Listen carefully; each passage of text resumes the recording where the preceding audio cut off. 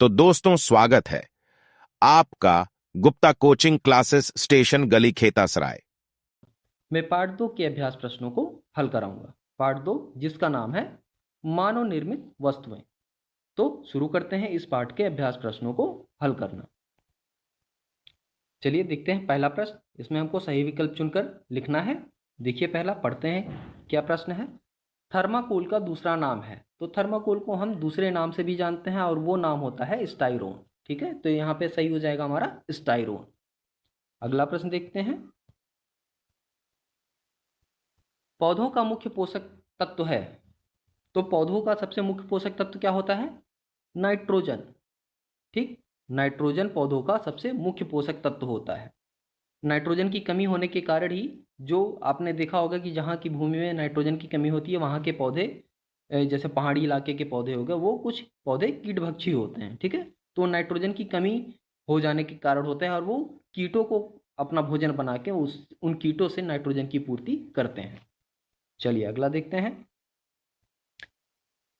Ferric oxide मिलाने से निर्मित कांच होता है। तो फेरिक ऑक्साइड मिलाने से जो कांच निर्मित होता है वो हल्का नीला रंग का होता है। ठीक है, उसका रंग कैसा होता है? हल्का नीला होता है। अगला प्रश्न देखते हैं।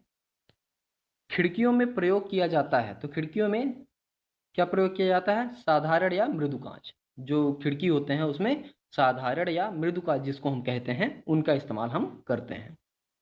अगला प्रश्न देखिए, सही गलत का निशान लगाना है। देखिए, फोटोक्रोमिक कांच प्राप्त करने के लिए उसमें कुछ सिल्वर आयोडाइड मिलाया जाता है। सही है। रेयान प्राकृतिक रेशा है। गलत, रेयान क्या है? कृत्रिम रेशा है।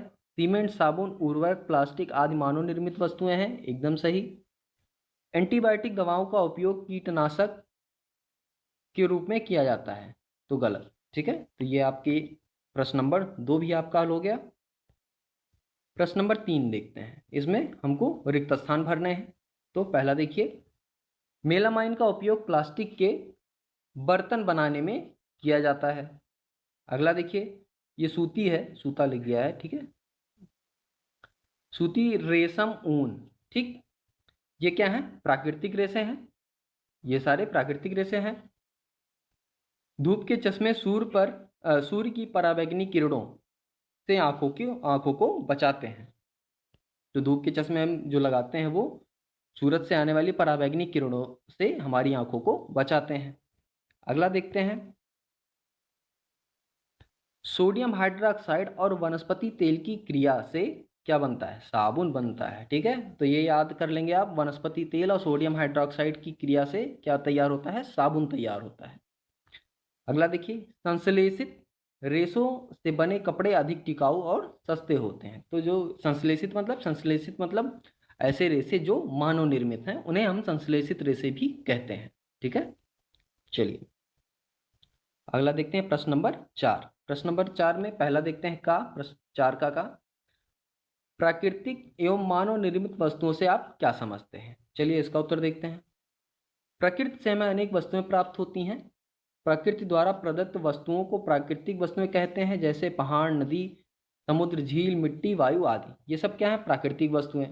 जो वस्तुएं मनुष्य द्वारा बनाई या निर्मित की जाती हैं उन्हें मानव निर्मित वस्तुएं कहते हैं, जैसे वस्त्र, कृषि यंत्र, मकान, साबुन, सीमेंट आदि। ठीक है, तो ये होते हैं मानव निर्मित और प्राकृतिक वस्तुएं। अगला प्रश्न देखते हैं। किन्हीं 4 प्रकार के कांच का नाम लिखिए। तो इसका उत्तर देखिए। पहला, साधारण या मृदु कांच, कठोर कांच, फ्लिंट कांच और फोटोक्रोमिक कांच। तो ये 4 प्रकार के कांच होते हैं। ठीक है, चारों के नाम आपको याद होने चाहिए। अगला प्रश्न देखते हैं। पॉलीथीन, टेफ्लॉन, एक्रिलिक तथा बेकेलाइट के एक एक उपयोग लिखिए। चलिए इनका उपयोग देखते हैं। पॉलीथीन का उपयोग थैली बनाने में, टेफ्लॉन का उपयोग नॉन स्टिक बर्तन पर ऊष्मारोधी परत चढ़ाने में, एक्रिलिक का उपयोग कार एवं ट्रकों की खिड़कियां बनाने में, बेकेलाइट का उपयोग बिजली के प्लग, स्विच, कंघी और जो हमारे बर्तन होते हैं उनके हत्थे बनाने में किया जाता है। ठीक है, तो ये प्रयोग हैं हमारे इन सभी वस्तुओं के। इन सभी चीज़ों का हम किन किन वस्तुओं में प्रयोग करते हैं। ठीक है, चलिए अगला प्रश्न देखते हैं। साबुन और अपमार्जक। साबुन और अपमार्जक में अंतर क्या है? चलिए पहले तो ये देख लेते हैं साबुन और अपमार्जक में अंतर क्या होता है। तो पहले साबुन देखते हैं। यह वनस्पति तेल और सोडियम अथवा पोटेशियम हाइड्रोक्साइड की पारस्परिक क्रिया द्वारा बनाया जाता है। फिर कठोर जल के साथ साबुन एक सख्त पदार्थ बनाता है। इस प्रकार ना तो झाग बनती है ना ही सफाई होती है। वहीं अगर अपमार्जक की बात करें तो ये पेट्रोलियम हाइड्रोकार्बन से बनते हैं। ये कठोर जल के साथ भी आसानी से झाग बनाते हैं। इस प्रकार कपड़े सुगमता से साफ हो जाते हैं। यानी जो सर्फ यूज़ करते हैं आप या डिटर्जेंट केक यूज़ करते हैं, डिटर्जेंट केक मतलब जो रिन साबुन और ये सब यूज़ करते हैं वो क्या है, एक तरह से अपमार्जक है। ठीक है, चलिए अगला प्रश्न देखते हैं। मृत्तिका क्या है? मृत्तिका क्या है? उच्च ताप पर पके हुए बर्तन अर्थात पकी हुई मिट्टी को ही मृत्तिका कहते हैं। ठीक है, तो मृत्तिका क्या है? पकी हुई मिट्टी को ही मृत्तिका कहते हैं। अगला देखते हैं, संश्लेषित रेशे क्या है? चलिए इसका उत्तर देखते हैं। मानव निर्मित रेशे जैसे रेयान, नायलॉन, टेरिलीन, डेक्रान आदि प्राकृतिक रेशों के स्थान पर प्रयोग होते हैं। इन्हें संश्लेषित रेशे कहलाते हैं या ये संश्लेषित रेशे कहे जाते हैं। इनका उपयोग प्राकृतिक रेशम जैसे ऊन तथा रेशम के स्थान पर होता है। संश्लेषित रेशे प्रायः ऊन तथा रेशम की भांति ही दिखने वाले बनाए जाते हैं। यानी आपने देखा होगा कि ऊन और रेशम की भांति ऐसे बहुत सारे रेशे आते हैं, डेक्रान हो गया, नायलॉन हो गया, जिनका इस्तेमाल हम वस्त्र बनाने में या और भी कई चीज़ों में करते हैं। ठीक है, चलिए पांचवा प्रश्न देखते हैं क्या कह रहा है। खंडका के अधूरे वाक्यों को खंडका की सहायता खा की सहायता से पूरा कीजिए। यानी खंड का और खा में संबंध देखना है हमको। चलिए, मनुष्य अथवा मशीन द्वारा तैयार की गई वस्तुएं मानव निर्मित वस्तुएं कहलाती हैं। ठीक है, इसका संबंध है। फिर मकान बनाने में ईंट, सीमेंट, सरिया आदि का प्रयोग किया जाता है। सीमेंट के नए प्लास्टर पर पानी का छिड़काव आवश्यक होता है। कृषि उत्पाद बढ़ाने के लिए उर्वरकों का उपयोग किया जाता है। रेयान रेशों को कृत्रिम रेशा भी कहा जाता है। तो ये एकदम सामने सामने लिखे हुए हैं जिनका जिससे संबंध है। ठीक है, तो ये भी आपका उत्तर हो गया। प्रश्न नंबर 6। प्रश्न नंबर 6 का पहला देखिए क्या कह रहा है। प्रश्न नंबर 6 का भूमि में पोषक तत्वों की पूर्ति के लिए कौन कौन से उपाय किए जा सकते हैं? चलिए इसका उत्तर देखते हैं। भूमि में पोषक तत्वों की पूर्ति के लिए निम्न उपाय किए जा सकते हैं। पहला देखिए, भूमि को जोतकर कुछ समय के लिए छोड़ दिया जाए जिससे पोषक तत्वों की पूर्ति पर्यावरण से स्वतः होती रहे। दूसरा बिंदु देखिए, फसल चक्र के नियमों का पालन किया जाए। तीसरा बिंदु देखते हैं, भूमि के पोषक तत्वों की तत्काल पूर्ति के लिए विभिन्न रासायनिक खादों का प्रयोग किया जाए। तो ये कुछ बिंदु थे जिनके द्वारा हम भूमि की पोषक तत्वों को बढ़ा सकते थे। अगला प्रश्न देखते हैं। धूप के बाहर निकलने पर हम धूप के चश्मे का प्रयोग क्यों करते हैं? यानी धूप में बाहर निकलने पर, यानी जब हम धूप में निकलते हैं, कहीं जाते हैं घर से बाहर निकल के धूप में, तो धूप के चश्मों का प्रयोग क्यों करते हैं? इसका उत्तर देखते हैं।